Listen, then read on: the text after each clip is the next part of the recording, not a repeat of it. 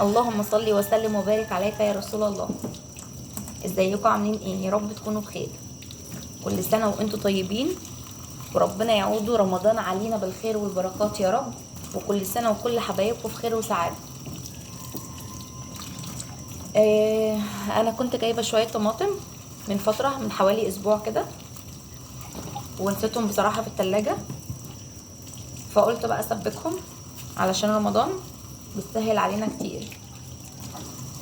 في كذا طريقه ان انت ممكن تسبكي بيها الطماطم وتحتفظي بيها في التلاجة او في الفريزر. انت ممكن تجيبي الطماطم تغسليها زي ما انا بغسلها كده. هاتي الكميه اللي انت عايزاها، على العموم هي لا بتغير طعم ولا اي حاجه، تطلع معاكي زي الفل. بغسل الطماطم وبقطعها 4/4، بحطها في بوله الكميه دي كده، وبقطعها بالطريقه دي كده. بحطها في بوله مع نص كوبايه ميه، مش بحط ميه كتير لانها كده كده بتنزل ميتها اصلا. وبسيبها تستوي كده مع بعضها، يعني هي بتطرى، تبقى سهله في الضرب في الخلاط. لما بتيجي تضربيها بتحسيها تقيله كده، بتحسي الصوص بتاعها تقيل، مش ميه سايبه كده. وبعد كده بتحطيها على النار تاني، بتصفيها وبعد كده ترجعيها على النار تاني، وتسيبيها توطي عليها وتسيبيها كده مع نفسها من غير زيت ومن غير دهون من غير اي حاجه خالص. هتحط لها بس شويه ملح وشويه سكر. عايزه تحطي حبه بابريكا، البابريكا بتبقى حلوه جدا معاها وبتودي طعمها في حته تانية، حتى لو هتستخدميها على الطبيخ.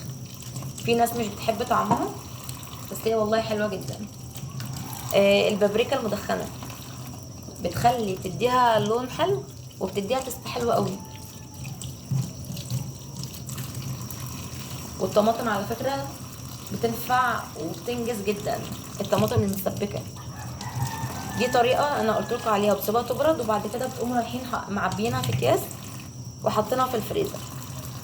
بتسهل عليكي جدا الوقت، توفر وقت كتير وبتوفر مجهود برضه. انتوا عارفين وقت رمضان بيبقى قصير، وبالذات اللي يكون معاهم اطفال او اللي بتكون شغاله. وربنا يعين كل واحد على اللي هو فيه.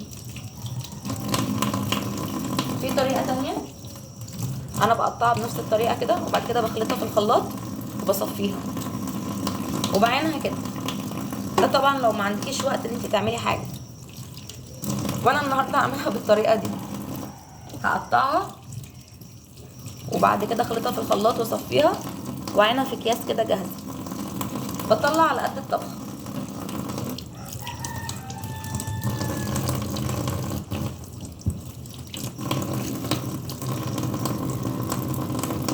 يا ريت بقى اللي يشوف الفيديو يعمل لي لايك، ولو اول مره تشرفيني في القناه اعملي لي اشتراك، وادعوا لي دعوات حلوه في الكومنتات. يلا اشوفكم على خير.